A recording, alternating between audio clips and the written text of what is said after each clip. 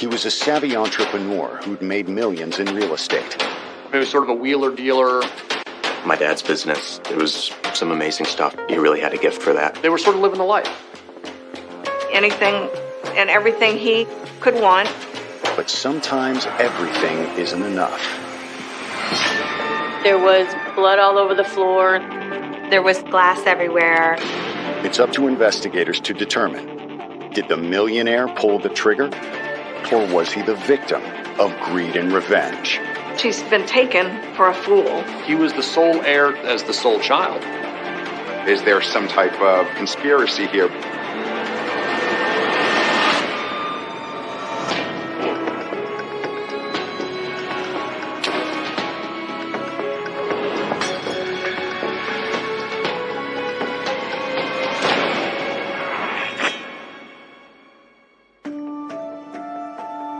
Friday, September 30th, 2011. It's a quiet morning in the wealthy seaside town of Jupiter, Florida. You have some very elite and exclusive communities that are big dollar communities in Jupiter. A full range of mega mansions. But while most of Jupiter's well-heeled residents are still getting ready for work, a security guard responds to an alarm at the home of real estate developer Lanny Horowitz, his wife Donna, and their son Radley. Admirals Cove is a private community. It's got an exclusive golf club in it, and they have from townhomes all the way up to the super mansions in there. It's on the water. It's a strictly gated community. It's monitored. The alarm system from the house would ring through to the gate. And in this residence, there's multiple glass break alarms, which activate when there's vibration, the sound amplitude. In this case, 3 glass break alarms are what tripped the alarm. The security guard comes to the home. Radley's the one who's, at the door with him, and he describes Radley as being a person who's, groggy, a person when you just encounter them when they're waking up.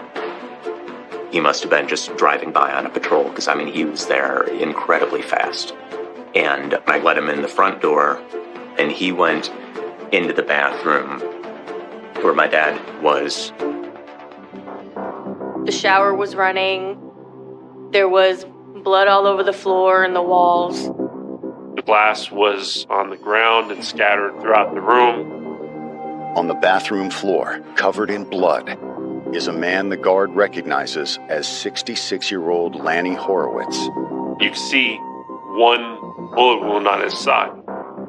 He describes, unfortunately, the gargling that we often see when people are very close to death, when they're gasping for air. As Lanny draws his last breath, the guard rushes to call for help.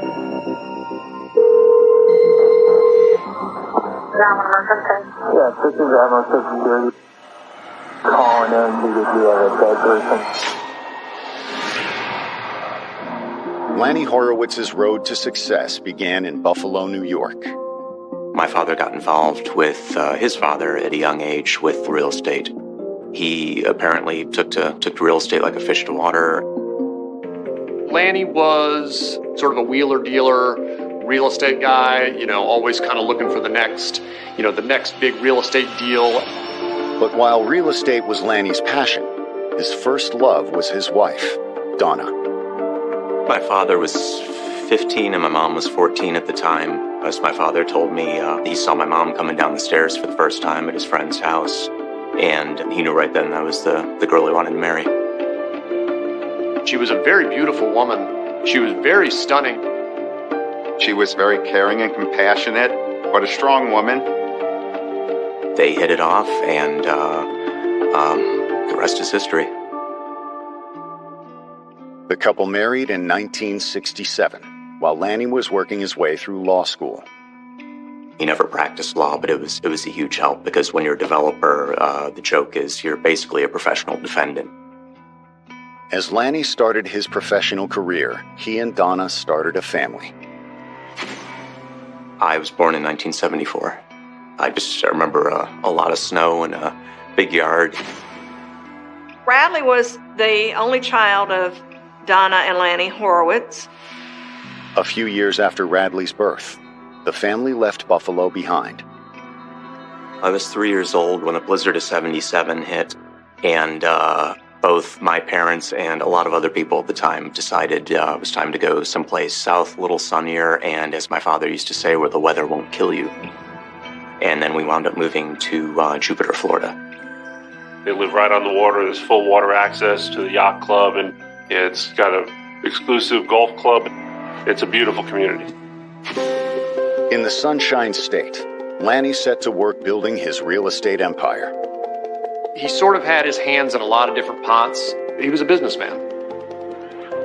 You had cars and real estate, and Lanny had money. They were sort of living the life. But now, Lanny Horowitz's life has come to a sudden, horrific end. The call came out initially of a possible shooting incident which had occurred in Admiral's Cove. It was like something out of a movie, just police and fire trucks and everything. And my mom and I are standing out in the driveway. While Radley and Donna wait, investigators take stock of the bloody scene inside the mansion's master bath. The scene is going to tell you what happened in this residence. So we take our time to observe and see what you have and digest what you have and see, is this what it's telling us, or is there something a little bit more to it? There were no shell casings, and I did see a revolver. It had been moved by one of the security guys.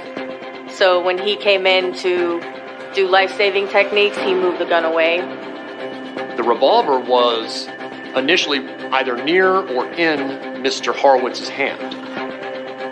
So the first officers that arrived from the Jupiter Police Department thought that they were responding to a suicide call. But does the evidence tell a different story? There's a shower to the right, and there's an obvious bullet impact through the glass door. Lanny was shot inside that shower. There was blood pattern, cast-off spatter inside the shower. The shower glass had a white towel hanging over it. You can see a hole through the towel that correlates to the center of where the bullet went through the glass door. I knew right away it wasn't a suicide. There's no way he would have been able to shoot himself while he's in the shower from outside the shower. We definitely have a crime scene. Coming up, was a killer lurking inside Lanny's home? He told us that it was a tumultuous relationship.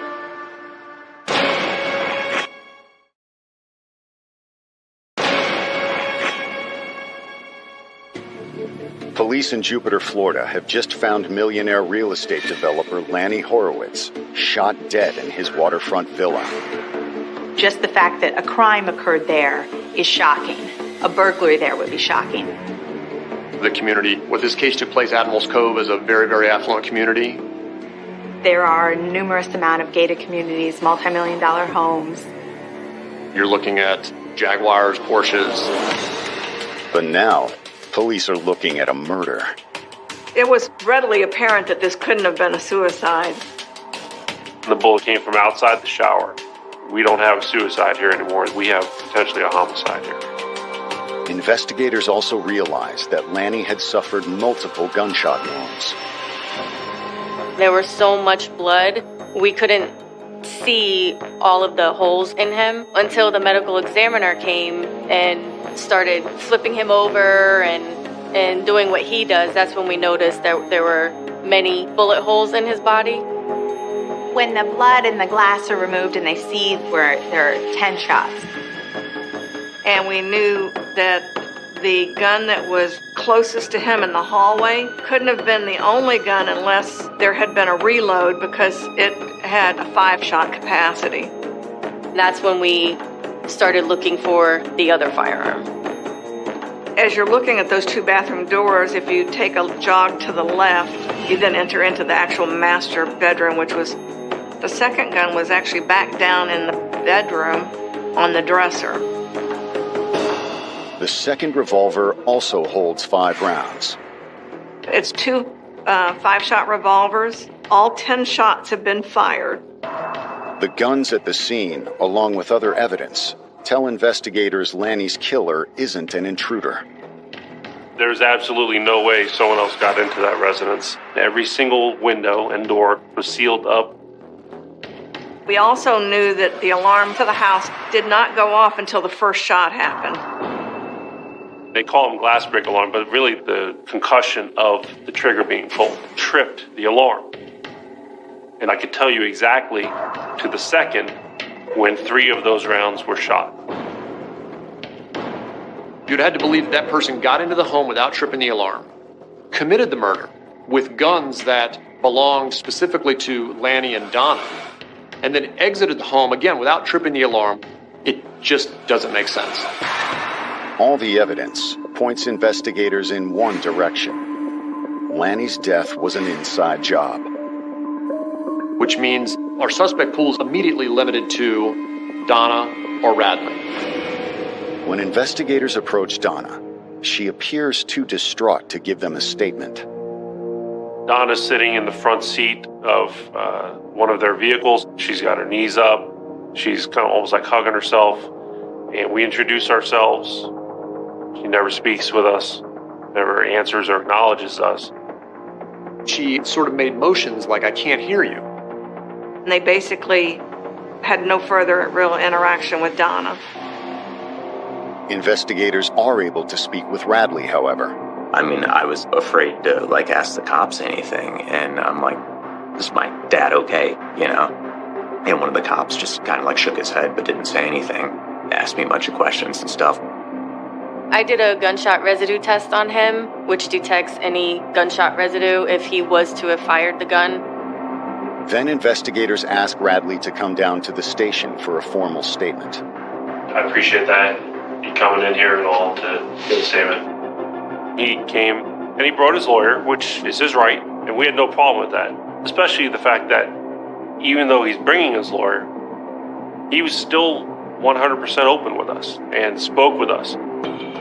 Although, for all his openness, what Radley tells investigators raises plenty of red flags. They asked if my dad was abusive, I remember that. Never physical with me. Psychologically, but just petty and nasty, I said, only verbally, only mentally. My dad could be a real needling prick. He had a real way about him. He described his father as being sometimes abrasive, very short. He told us that it was a tumultuous relationship. My dad was never warm, effusive, he used to say, I'm not a warm, effusive person. Radley also admits that he and his father had suffered a major falling out a few years earlier, after Radley opened a gun shop near Jupiter. I wasn't making very much money at it, but it was my passion. It was the one thing that I really, really loved, and he had given me some incredibly bad advice with the gun business. Radley had wanted to order some kind of a kit that could transform a semi-automatic gun to an automatic gun. And according to Radley, he asked his father, who was an attorney, if he believed that it was legal, and his dad told him just to order it. I took his advice, and that did not go very well. Radley ordered the part and ended up being arrested and convicted and got sentenced to federal prison for some short period of time. But as a result of that, he lost his ability to have the gun shop, and he lost his ability to own or be in possession of a firearm. It was a shattering experience, to say the least. But was it motive for murder? He was very hurt by the firearm situation. He was still sour about that. Radley, over and over said, hey, listen, I didn't do anything here. I didn't do anything here. I didn't have anything to do with this. Coming up, investigators put Radley's family ties to the test. Can't live with him, can't live without him.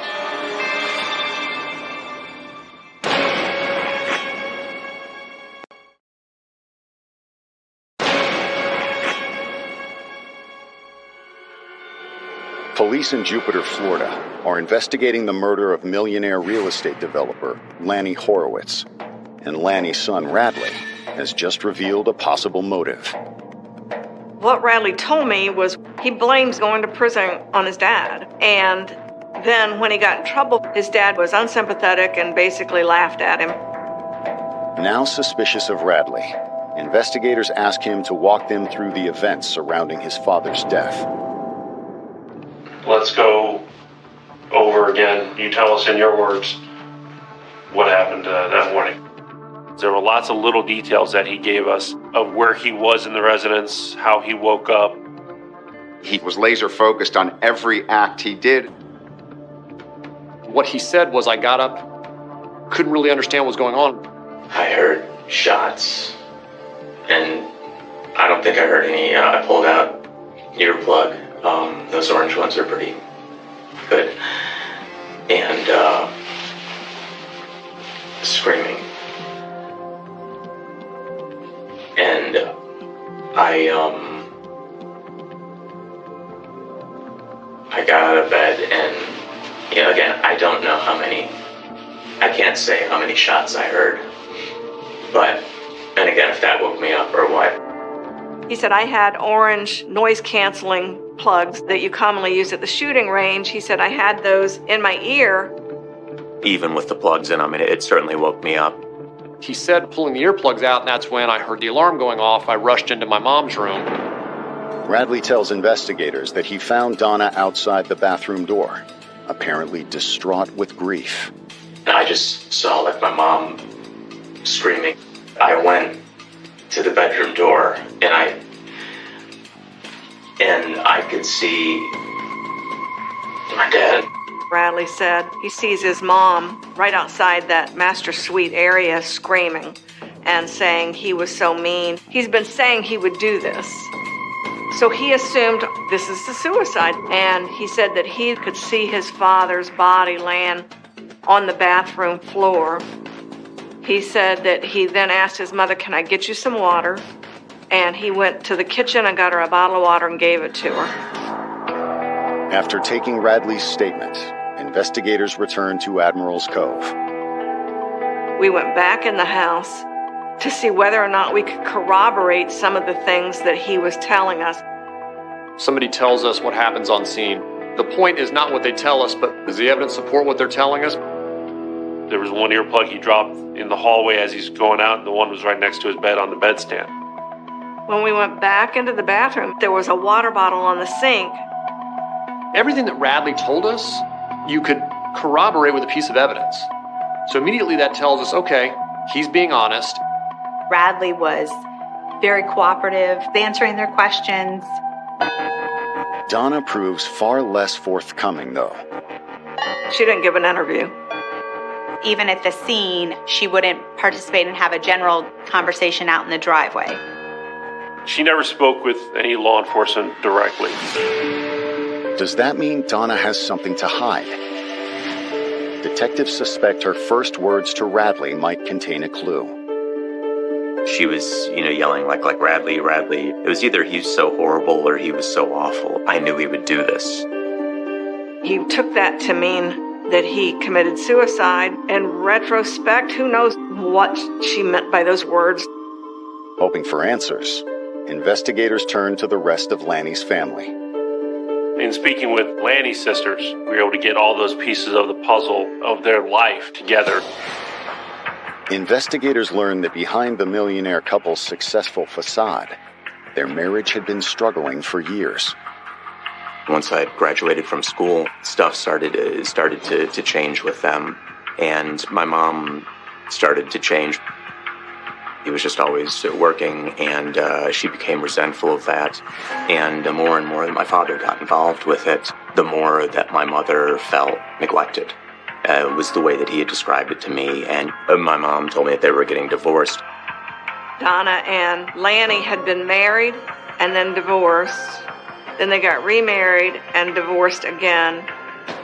They had first divorced in around 2000, but they got back together and remarried, and it was down at a Justice of the Peace ceremony down in Palm Beach Gardens, just down the road from Jupiter, and I went along for that and got to see my parents married for the second time there. And then they wound up apart again. However, it wasn't long before the couple reconciled a second time. They did end up getting back together, and it was a lot of what you hear, just, can't live with them, can't live without them sort of thing. At the time that this happened, Lanny had invited her into the house so that they could, according to him, be a family unit again. The way my father announced it to me was, this weekend you'll help your mother move back into the house. And I was like, that's fantastic. Although, according to Radley, his father had an ulterior motive: Donna's family money. Donna's mother was very well off. Donna's father had played professional baseball and so had a good deal of money from that. A couple of business deals hadn't come to fruition, so Lanny was sort of needing some money. The house was expensive to maintain.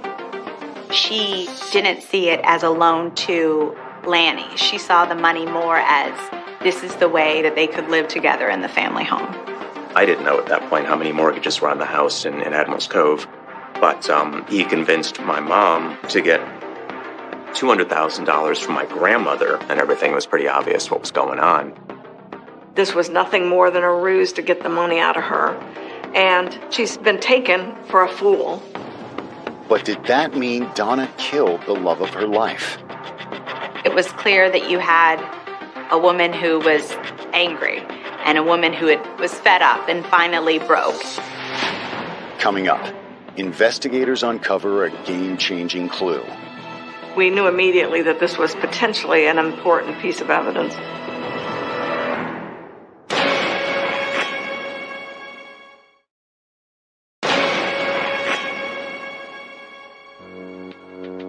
Detectives investigating the murder of Florida millionaire Lanny Horowitz have narrowed their possible suspects down to two choices: the dead man's wife or his son. Basically, we knew at that point we were dealing with, was it Bradley Horowitz or Donna Horowitz? They were the only two people in the house when Lanny was shot. Both Radley and Donna had compelling motives to pull the trigger. But when the results of Radley's gunshot residue test come in, it suggests he's not the shooter. Radley had no gunpowder residue on his hands. Could it have been washed off? Potentially.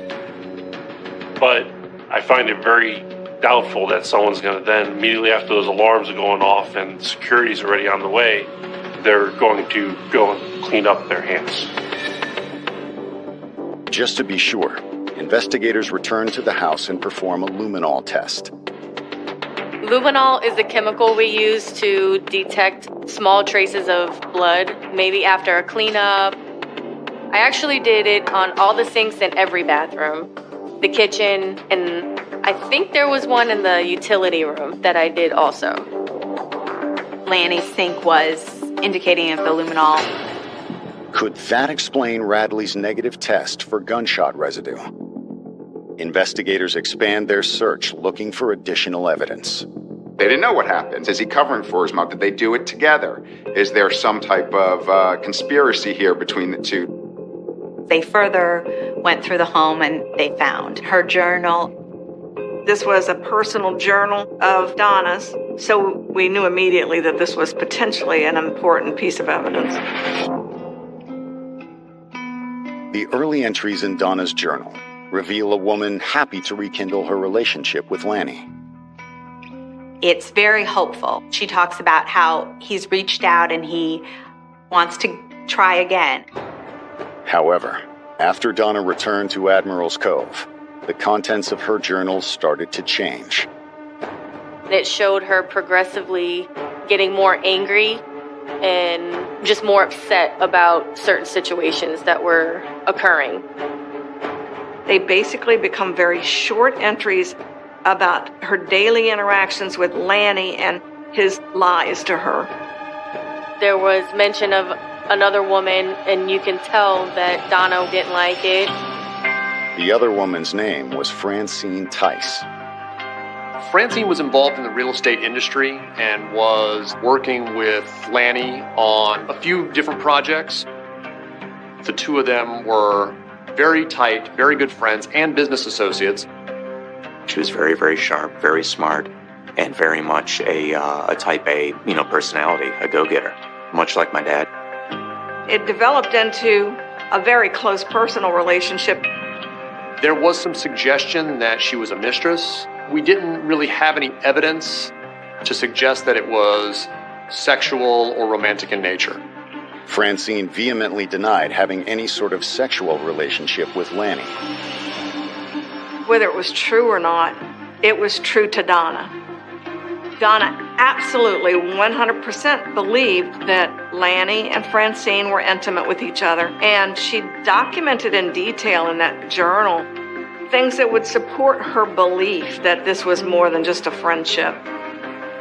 Her entries in the diary showed, well, he's been with Fran all day. He goes here with Fran. He does this with Fran. It was clear that Fran became a point of contention for Donna. The journal also makes clear that in the countdown to Lanny's death, Donna's anger of the alleged love triangle came to a head. Donna said at one point in the journal that as things began to unravel quickly, Lanny said to Donna, "If I knew that Francine felt about me the way I do now, no, I would never have asked you to move back in the house." So she's basically heartbroken. He tells her she's got to move out. And I believe what the straw was, she finds out he's going to North Carolina, this last-minute business trip with Francine, and he tells her in no uncertain terms, you be moved out of the house when I get back. There was a suitcase in the bedroom right outside the bathroom that was packed for him to leave on his trip that morning. He was certainly ready to go, and I think that ultimately she said enough. You're not going anywhere. And it was sort of the last act of a woman's scorn. You could see her getting more upset, getting closer to the date that Lanny was killed. More and more layers start to pull back. The evidence is inescapable that, she absolutely killed Lanny Horowitz. There was no question in our mind that this absolutely was Donna Horowitz. On October 6th, 2011, 6 days after Lanny's murder, investigators placed Donna under arrest. We had Donna under observation already by this point. Call was made, and they took Donna into custody. She wasn't interviewed at that time, and she chose not to. She was charged with first-degree murder with a firearm. Coming up, will a jury believe that a mild-mannered 65-year-old is capable of murder? It's not something that society is used to believing, that this upper-class white woman is going to go and just blast her husband 10 times.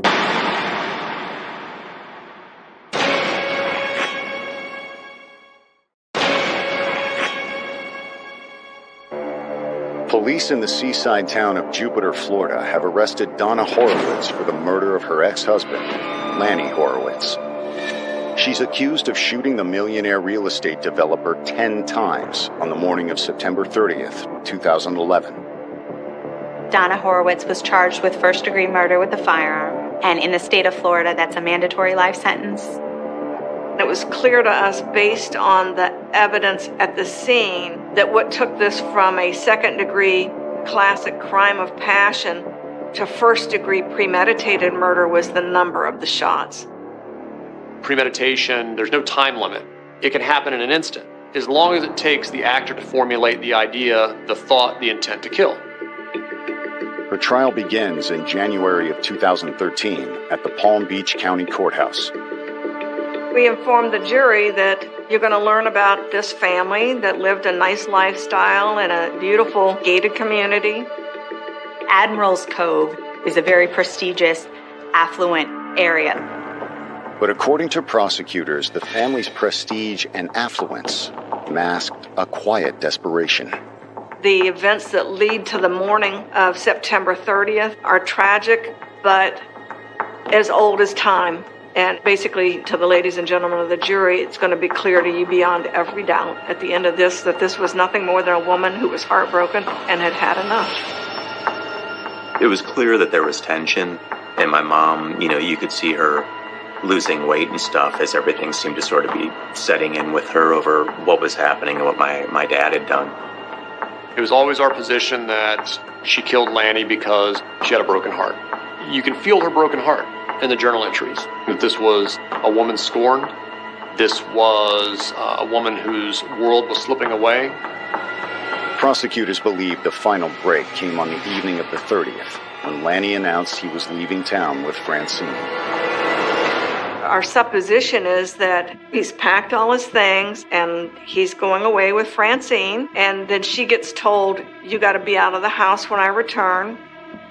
She came to a point of realizing that his behavior wasn't changing and that he was using her. It was clear that she had been scorned and he had made a fool of her. He probably made fun of her and ridiculed her. And then he gets in the shower and has not a care in the world. And she basically said, enough's enough. And I think she just snapped.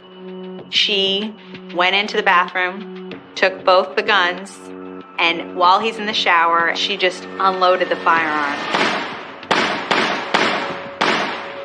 That's the dance of death. Lanny was not standing still as he's getting murdered.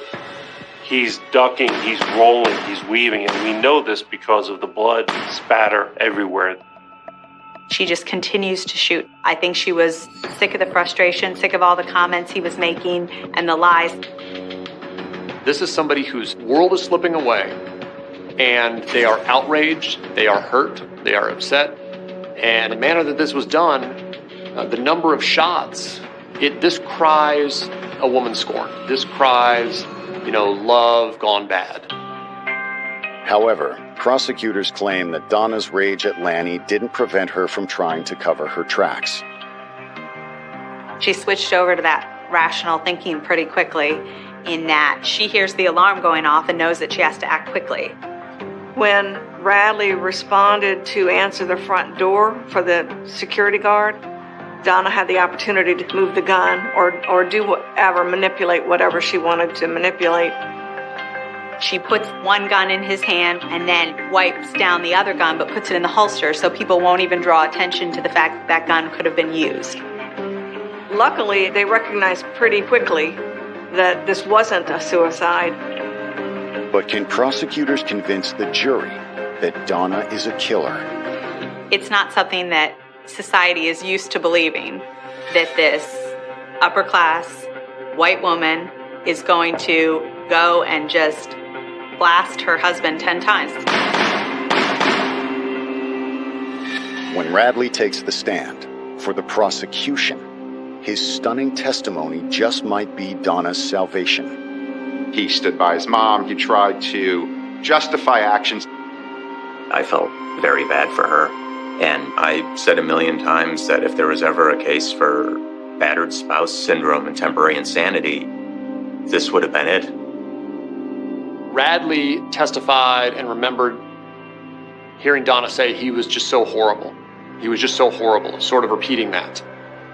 Radley never asked his mother if she killed his father. Radley never asked Donna, "Did you kill Lanny?"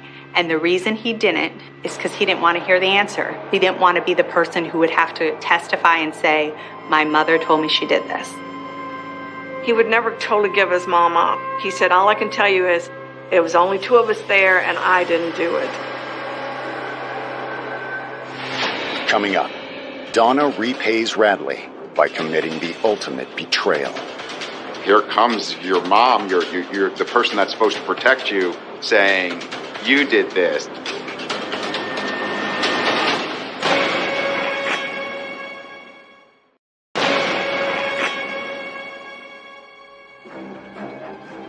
The prosecution has rested in the murder trial of Donna Horowitz.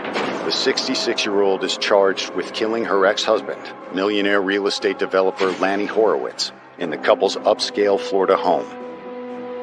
Our position was always that Donna Horowitz was losing everything, and ultimately she decided that she had had enough. Her frustration and her hatred became so much that she decided that she was going to kill, the love of her life. When it's their turn, Donna's defense argues that she wasn't the one who wanted Lanny dead. The defense argued that it was Radley or that Radley had hired someone to do this. The defense relied on the smudge of a thumbprint maybe or fingerprint on a gate leading out of the house. Could have been anybody. It could have been one of us. It could have been a firefighter. It could have been a gardener. It could have been some maintenance person. It could have been anybody. The defense was trying to argue that meant that there was an unknown killer and that this could have been a hitman hired by Radley because he had purchased this paperback collectible edition of some kind of hire hitman or something like that. Whether he'd pulled the trigger himself or hired someone to do it, the defense argued that Radley had resented his father for years, especially after serving time on federal firearms charges. The defense was that he was still angry 5 years later about this weapons piece, that he blamed his father for that. He's pissed at his dad for giving him that advice. Defense dug into every issue that he and his father had ever had, every conflict that he and his father would have had. They questioned him and pushed him on it. It was clear that Lanny was not a supportive father, and every misstep that Radley took, he was critical. The defense was basically trying to make out that Radley was the angry, disgruntled child, but he also had ulterior motives, potentially for money, for the inheritance from his father. Radley was getting everything. He was the sole heir to Lanny Horowitz. He was due to get $500,000 in a life insurance policy. Donna's defense seems to be going down this road of Radley's the worst person in the world. He must have done it. I don't believe for a second that Radley ever dreamed they would be that aggressive and vigorous and basically unrelenting, saying that he was the one that did it. Who does that to their own child? It got hard after you're listening day after day. You did this, when you didn't. And it was a lot for him. All this stuff that her defense lawyer tried to say, a hitman and all this kind of crap. And he was just trying to do his job. And his job is to get his client off any way that he can. On January 17th, the jurors retired to consider their verdict. And less than 2 hours later, they announced their decision. Ultimately, the verdict was returned for second-degree murder with a firearm. The jury did a great job seeing through the smoke and mirrors and everything that was being portrayed and put out there by the defense. The judge sentences Donna to 32 years in prison. Given Donna's age, it's a life sentence, practically speaking. We were very comfortable with the outcome of it and the sentence as well. Donna's single-minded pursuit of retribution had not only destroyed her own future, it also devastated the lives of the people she loved most. What she did completely blew her family apart. You certainly can't justify something like that. In this case, unlike a lot of our cases, there's no good guy or bad guy. There was no winner in this. Lanny lost his life. Donna will never get out of prison. Radley lost both of his parents. Everybody lost, absolutely. And she didn't have to do that. She could have walked away. She chose not to. She was kind of trying to still live up to that lifestyle of the affluent Jupiter community, and I think in somewhat denial.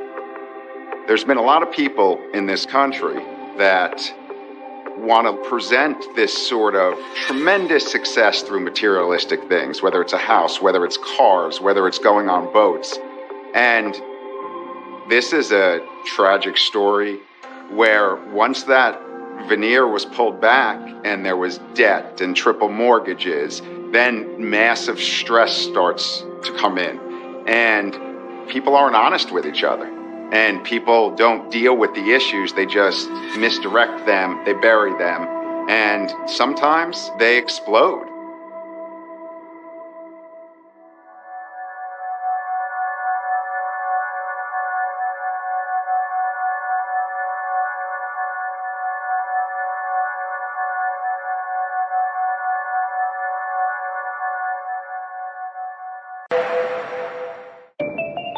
She was a gorgeous debutante with the world on a string. She's a beautiful woman in the prime of her life. She really had no enemies.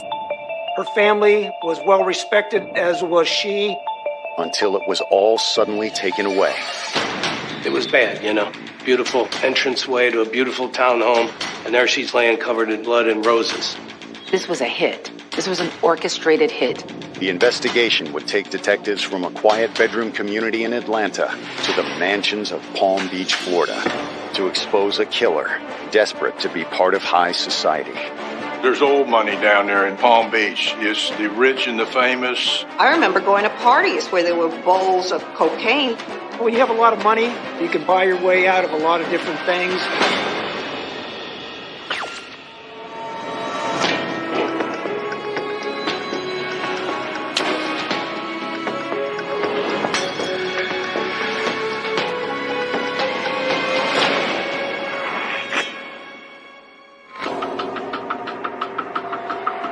Friday, January 16th, 1987. It's a quiet morning in Atlanta's exclusive Buckhead neighborhood when shots ring out along a row of townhouses. The police were called, and they responded almost immediately. Officers arrived to find the door of one of the homes left open. Inside the foyer is the body of a 35-year-old woman. She's been shot twice in the head at point-blank range. There was a box of roses in the foyer near 2 spent 9mm shell casings and a big pool of blood. Shootings are uncommon in this upscale community, but police are even more surprised when the victim is identified as socialite Lita McClinton Sullivan. Lita was such a sweet woman. She was very attractive, tall, beautiful smile, and very warm and very caring. It really made no sense. She lived in a very nice part of town. She was doing all the right things as a human. She was a great human being. Why would someone want this beautiful woman in the prime of her life who was good to everyone? Why would they want him dead? Born January 7th, 1952, Lita McClinton grew up among Atlanta's social elite. She came from a very well-to-do family. Her mother was a state representative, and her father worked for the Federal Department of Transportation. Very upscale, white-collar people. And they lived in an old section of Atlanta, DeKalb County, Georgia. She attended college in the Atlanta area. I believe it was Spelman College. She did go through debutante training and was a debutante and was a very elegant, beautiful, well-educated woman. As a socialite, the next logical step was to find a suitable husband. But instead, Lita focused on building a career in fashion. She just loved the retail business and fashion. And I think her aspiration was to run her own store one day. She was so busy that she was not dating. I never met anybody. Maybe she was just quiet about it and very private. That all changed the day 34-year-old James Sullivan walked into her life in 1975. Jim Sullivan was from the Boston area of Massachusetts. He grew up kind of scrappy and hard, for lack of a better term. But he inherited a great deal of money when his uncle died and left him a few liquor stores. The liquor store business drew him to Macon, Georgia, and eventually from Macon, he made his way to Atlanta, which is how he ended up meeting Lita. Throughout that time period, he became friendly with a lot of the Atlanta socialites. And he charmed her, evidently, in the store, and they started to date, and she was kind of head over heels. According to Lita's friends, despite the 11-year difference in age, it was a classic case of opposites attract. He had money, but was a little rough around the edges and came from Boston, which couldn't be more different than Atlanta, Georgia, especially during that time frame. He was a terrible dresser, and I know that Lita changed that by just suggesting his ways. He was also very thrifty, so it was a hard job, but she got it done. She loved that man, and there was something about him that appealed to her. Maybe it was the difference that drew her to him, but there's no logical explanation behind it. But I think the love between her and him was real. After dating for only a year, Lita and Jim got married in 1976, settling into his house in Macon together.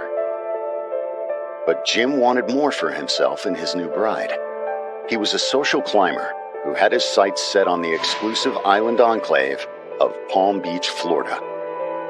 It's a very influential, very affluent area of Florida. It has lots of money, a lot of socialites. And Jim had already found the perfect place. Casa Isleta, a historic beachside villa just down the road from Donald Trump's Mar-a-Lago resort. When Jim bought that big house, everybody noticed. And everybody wants to know who bought that house because it's right on South Ocean Boulevard. It's a beautiful Italian house. Lita thought that she could be very happy. I mean, what's not to love about beautiful homes? And it's a pretty place.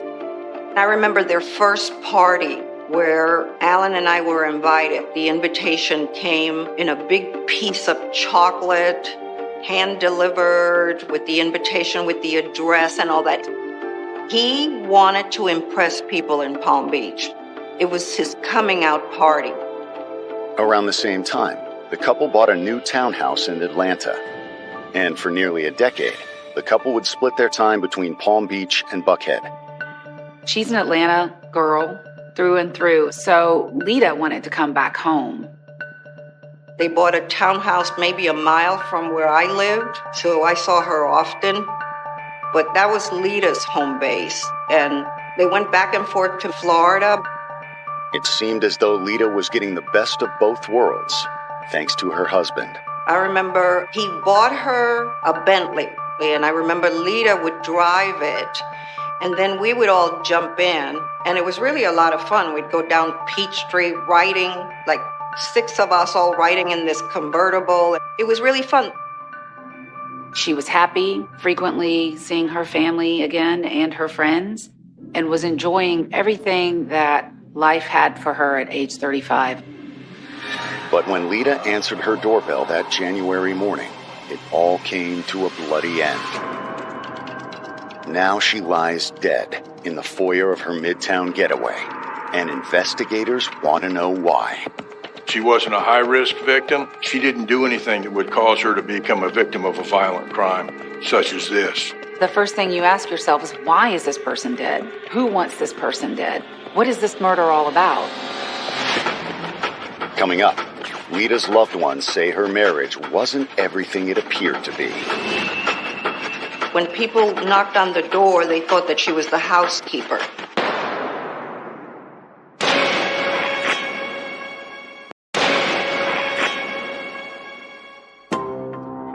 "35-year-old socialite Lita Sullivan has been murdered at her townhouse in Buckhead. Given its high-profile nature, the Atlanta Police Department puts its most decorated detectives on the case. The lead detective was Welcome Harris, who was himself an icon of the civil rights movement and a very talented homicide detective and also a native Atlantan, who was one of the lead detectives on the Atlanta missing and murdered children's cases. Early analysis of the crime scene indicates this isn't an attempted robbery, but an orchestrated murder. There was a box of roses in the foyer near 2 spent 9mm shell casings and a big pool of Lita's blood. It wasn't a burglary. The person didn't come in and ransack the house afterwards. The person came to the door. When she looked, it was just flowers that she could see. She opened the door, and he shot her, point blank.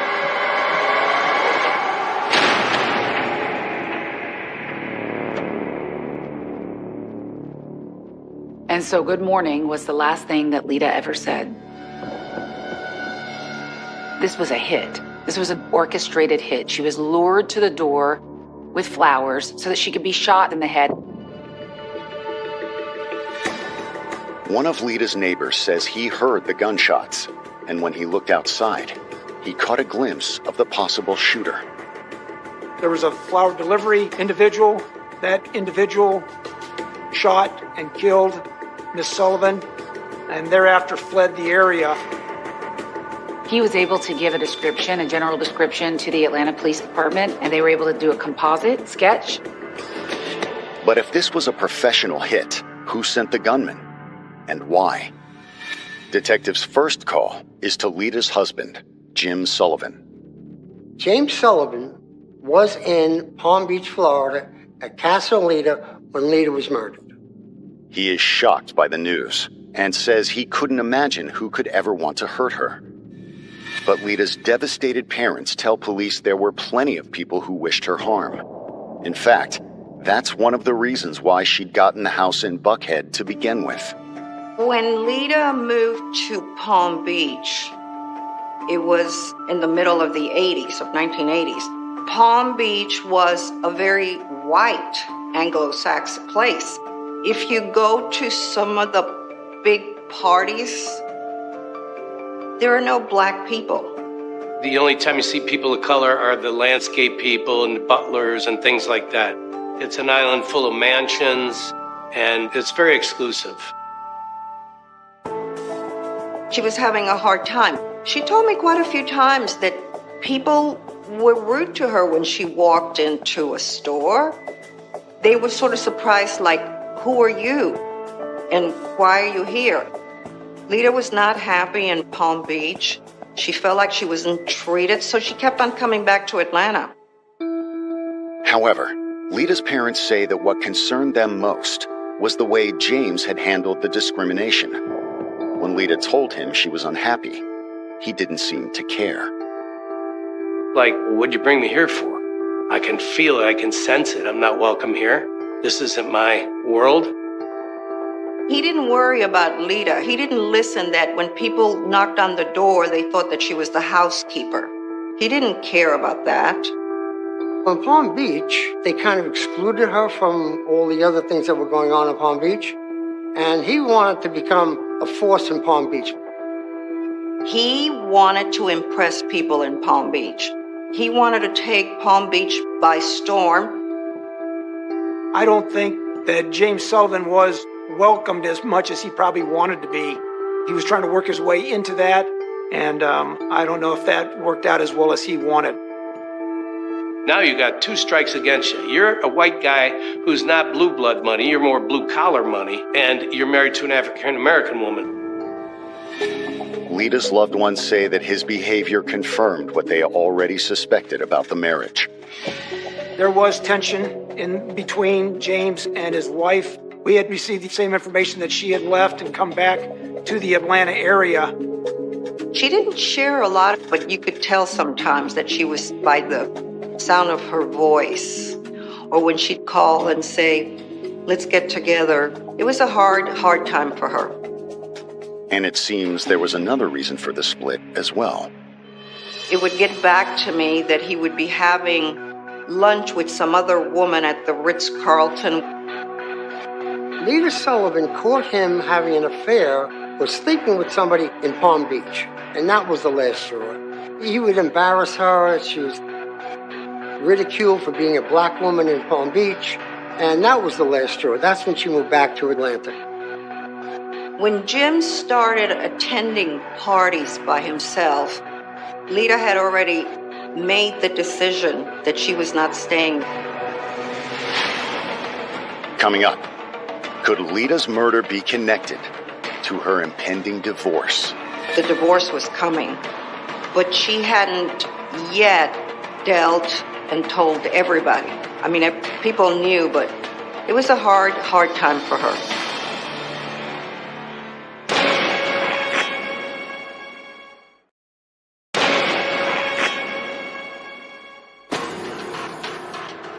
Detectives investigating the murder of Lita Sullivan have a promising lead. It seems her marriage to millionaire James Sullivan was in trouble, after she'd discovered he'd been cheating on her. Palm Beach was where their relationship began to dissolve. We invited him and Lita over for a small party we were having, and Lita and I were in the library, and Jim was in the living room, and he was asking another guest who was there to go out on a date with him. I think he just thought he could get away with anything.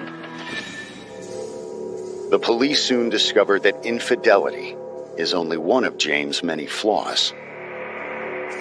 I learned from her mother that, that they didn't like Jim Sullivan from the beginning. That there's just something about him. I personally thought he was a phony, and he was a big talker and a big show-off. I don't know of anybody that was close to him, or if he had any really close friends. Well, other than the women that he ran around with. He was very fond of prostitutes, and he did his own selfies long before our smartphones. He would just put a tripod up and take pictures of himself with these prostitutes and swimming in the pool and such. So he just wasn't a good person. In the months leading up to Lita's murder, one of James' affairs had apparently become serious. He became sort of like a couple with this Asian woman, Suki, who then became his date. Suki and Sullivan began a relationship while he was still married to Lita. And after he and Lita separated, he began pursuing Suki seriously. For Lita, it was the final straw. Soon after, she filed for divorce, but was gunned down before it could be finalized. Lita came back to Atlanta and was living in Buckhead. And on the day of her murder, on January 16, 1987, there was a hearing scheduled in Fulton County Superior Court at 2 p.m. where the judge was going to make a final decision on their divorce.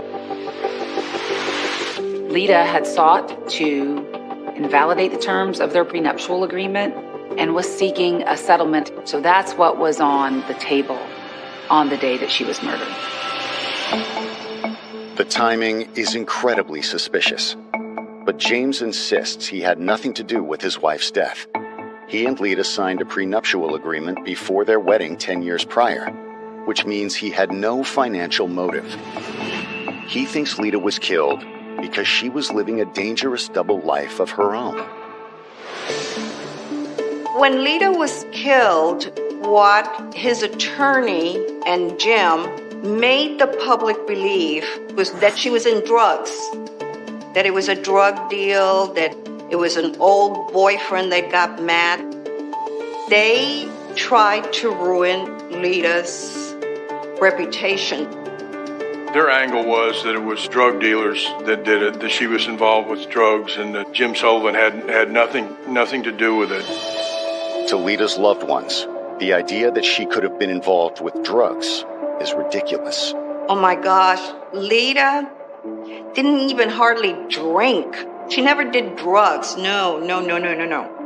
The accusation adds to the tabloid nature of the story and earns James some new support.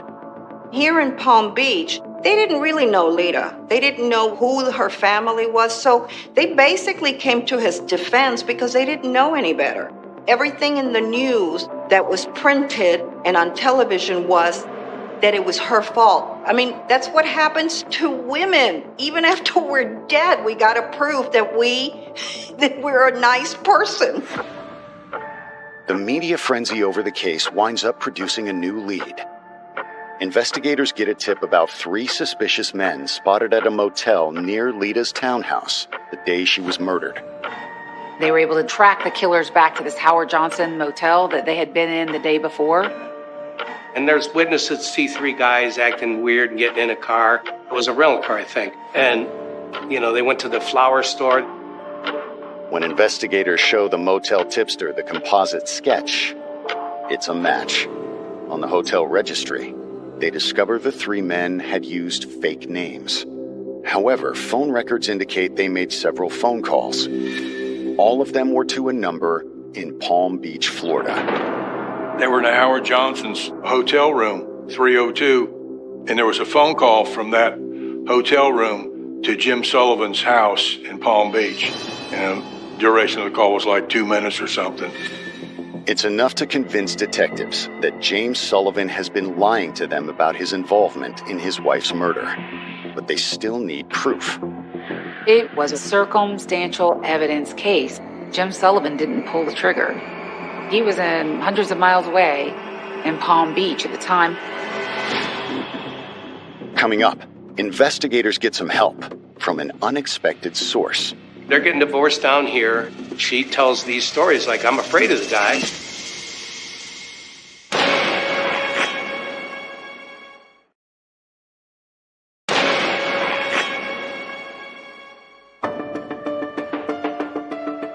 Four months into their investigation, Atlanta police are zeroing in on a suspect in the murder of Lita Sullivan.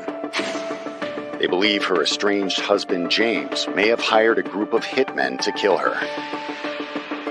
James insists that their prenup means he had no motive, but detectives learn that might not have been the case. She was trying to bust the terms of their prenuptial agreement in order to obtain more of his money that she felt that she was entitled to. He was not only adamantly opposed to it, but was very vocal in his strategy of scorched earth, that if he had to burn all of the assets before she got him, he would be willing to do that. He didn't think he should have to share anything with Miss Sullivan through the divorce and was trying to preserve his wealth by having her murdered. If the court ruled in Lita's favor, James stood to lose over $1 million. She wanted to keep the townhouse in Atlanta.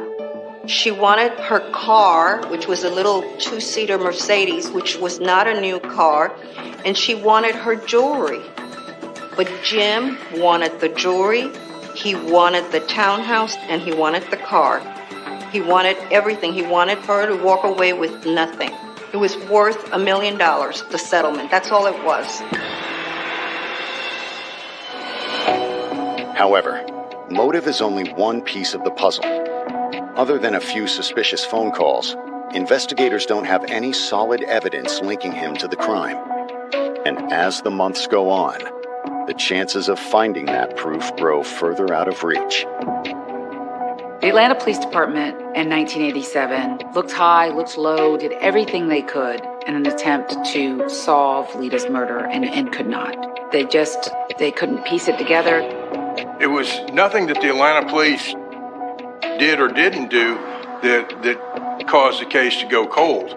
I mean, I think they did an excellent job from the onset. There was a lot of obstacles, and there was no cooperation, obviously, from Jim Sullivan. In the meantime, James has continued to climb the social ladder in Palm Beach.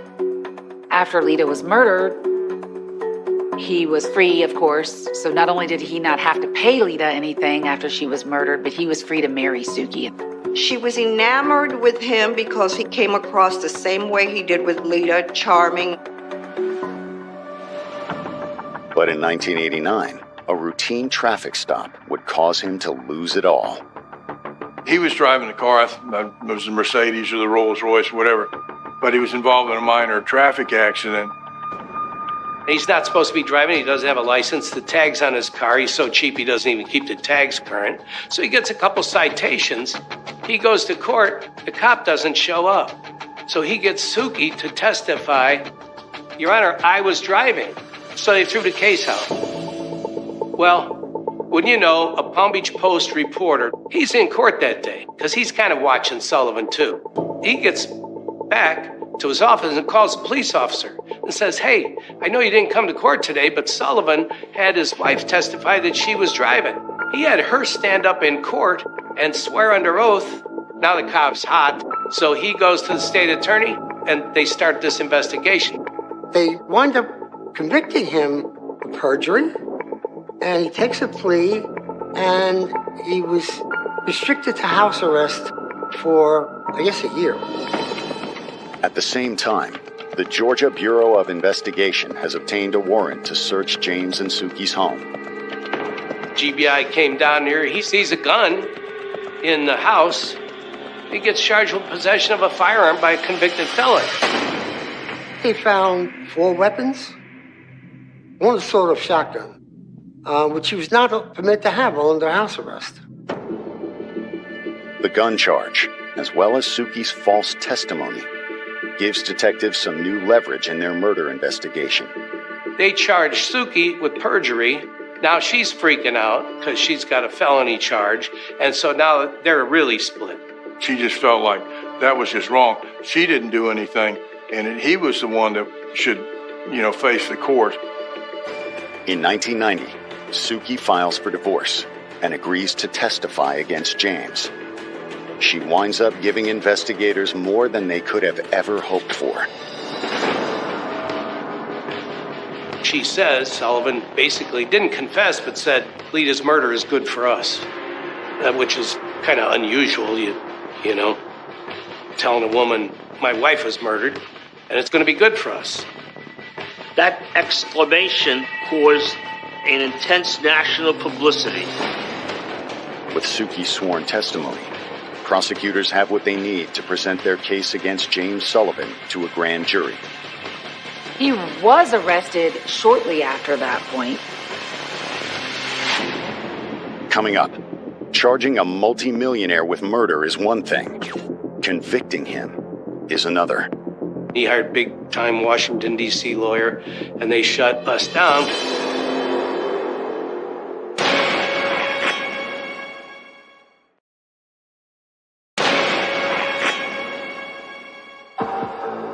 Five years after the murder of Lita Sullivan, investigators have finally arrested her ex-husband James for planning the crime. The feds had indicted Sullivan for interstate commerce for committing a crime, namely using the phones to set up this hit, murder.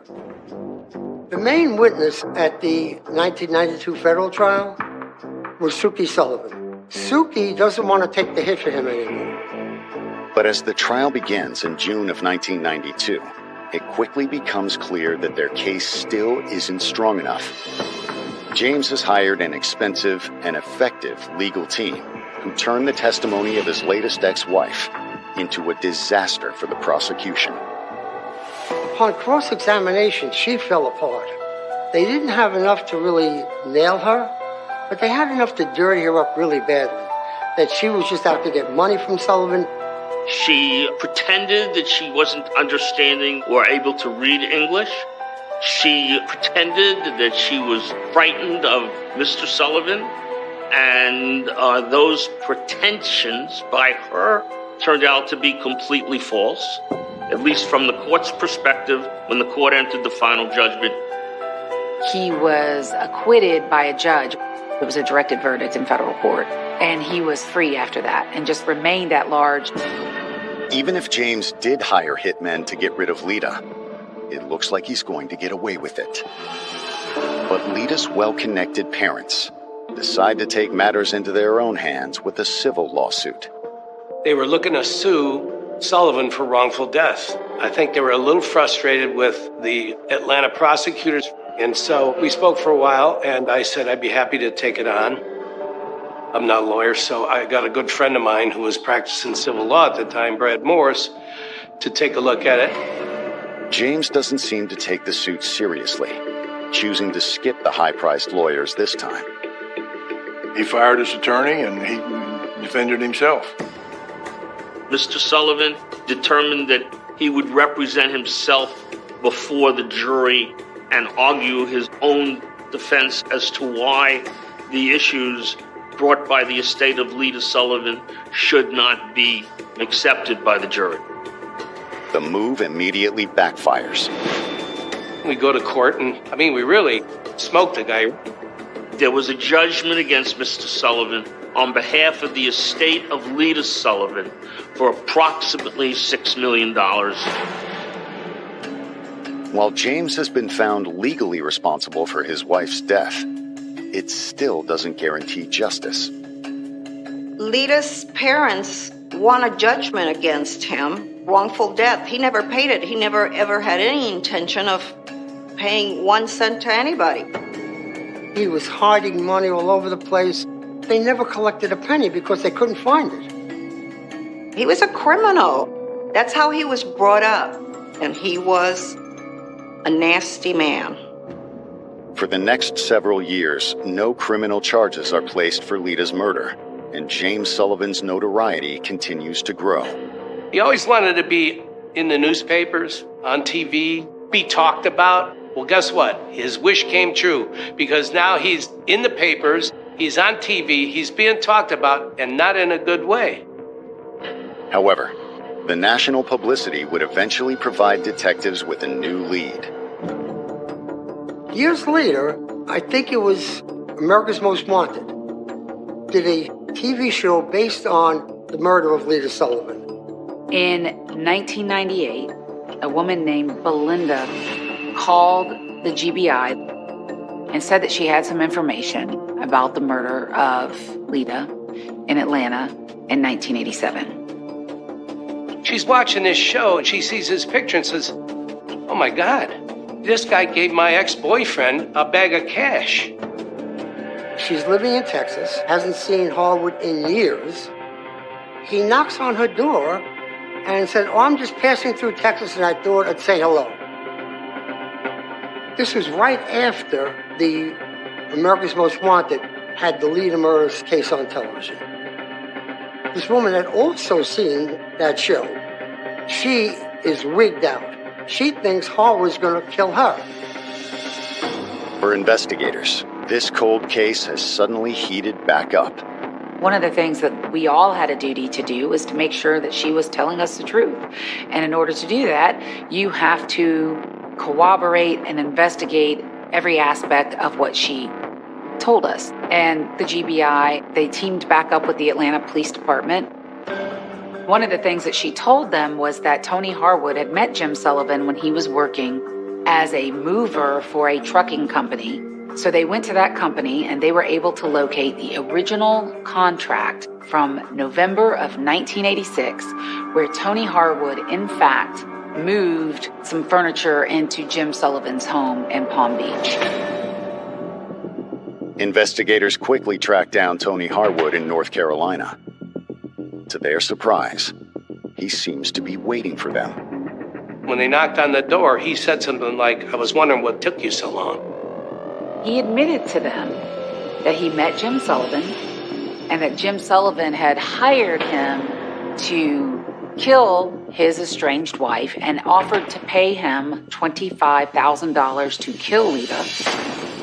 He confirmed that he was in Atlanta at the time that Lita was murdered, but he denied ever pulling the trigger and instead blamed another individual. After they were able to corroborate not only what Belinda said, but what Tony Harwood said with independent evidence, contracts, phone records, other witnesses, they then issued an arrest warrant for Jim Sullivan. He was re-indicted in Fulton County for the murder of Lita Sullivan. In most cases, double jeopardy would prevent James from being tried again for the same crime. But it seems he's unwilling to take that chance. When they attempted to bring him in, Jim Sullivan had already gotten word that there was a warrant for his arrest, and he fled. He took his passports and left.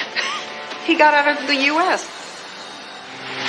Coming up, an international manhunt begins, with James one step ahead of investigators. He fled from Florida to Costa Rica, and from Costa Rica, he went on a worldwide tour.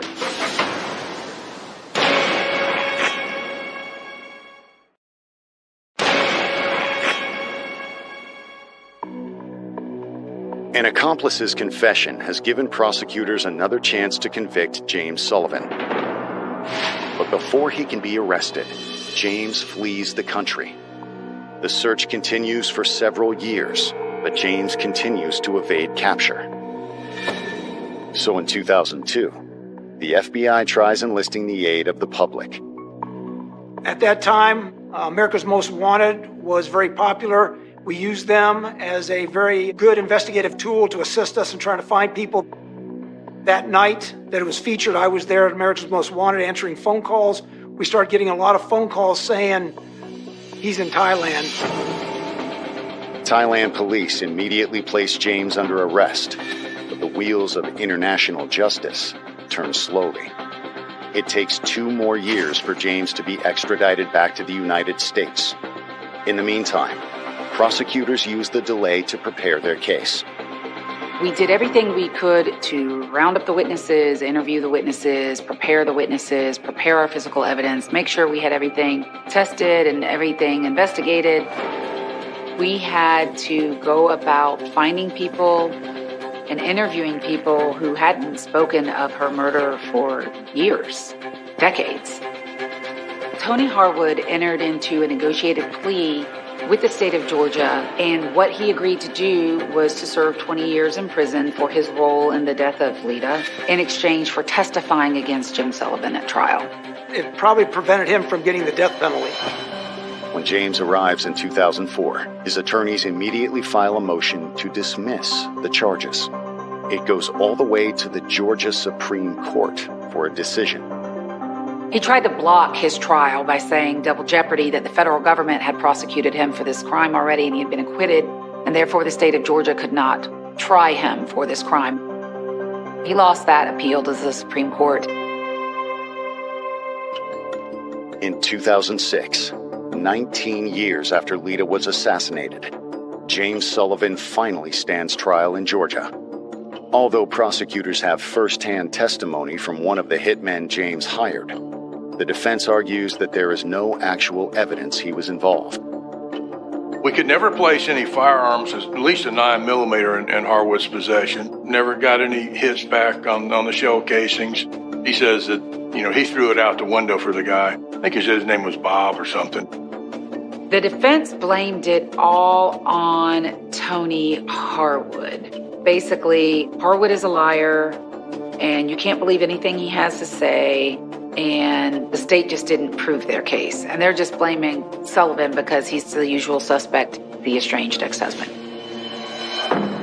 But the state's case proves strong enough to prevent James from escaping for a second time. Ma'am, would you publish the verdict? It took the jury a few hours to deliberate. We, the jury, find the defendant, James Vincent Sullivan, guilty of malice murder. And find Jim Sullivan guilty of Lita's murder. Then the jury affixed the penalty at life without the possibility of parole. Everybody was elated, especially the family, all the people that worked so hard on the investigation, the Atlanta Police Department, the GBI, everybody that was involved with this. When I heard the verdict, I thought that show-off of a man who only talked about all the places he had and he lived and the clothes he had, now is going to have to spend the rest of his life in this prison, in this beat-up old uniform. It seems a fitting end for such a notorious social climber. The same callousness and greed that drove James to have Lita killed wound up putting him in jail for the rest of his life. Jim killed Lita because he couldn't part with 1 cent. She was not going to get that condominium, that car, and the jewelry. It was just power. It was just power and greed. That's all. She was not going to win. Justice was served. I'd have much rather Mr. Sullivan receive the death penalty because of what he did. But him staying in jail for the remainder of his life doesn't bring back Miss Sullivan.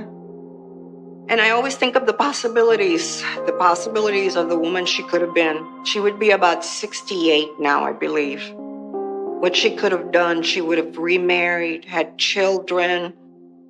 I mean, that's what she wanted. She never got to fulfill all her dreams. There may be some money out there. The best vengeance was to get that money and then give it to the McClintons to donate somewhere, because I'm sure they'd donate it. That would be the best vengeance for me anyways.